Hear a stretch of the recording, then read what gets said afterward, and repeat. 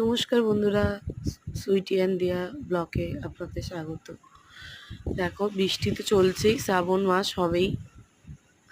আর এমন বৃষ্টি হয়েছে আমাদের রাস্তায় পুরো জল জমে গেছে, দোকান টোকানে জল ঢুকে গেছে। কি অবস্থা বলো।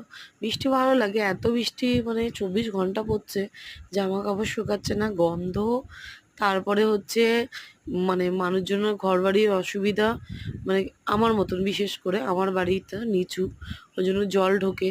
খুবই কষ্টের মধ্যে আছে। সারা রাত মানে রাত থেকে আমাদের ঘুম নেই, জল পরিষ্কার করতেই আছি। আমাদের এক চৌকাঠ ভাঙা বলে জল ঢোকে। তারপরে হচ্ছে এই ভিডিও টিডিও করলাম, দেখো কত জল। ঘরে এলাম, ভিডিওটা করে এসে বিছানা তুলছি, তুলে দেখছি আলমারির তলা থেকে জল চুয়ে ঢুকে পুরো তোষক ভিজে গেছে। এরকম যদি হয় কার খারাপ লাগবে না বলো। ভালো লাগে, বৃষ্টি ভালো লাগে, কিন্তু এইরকম অবস্থা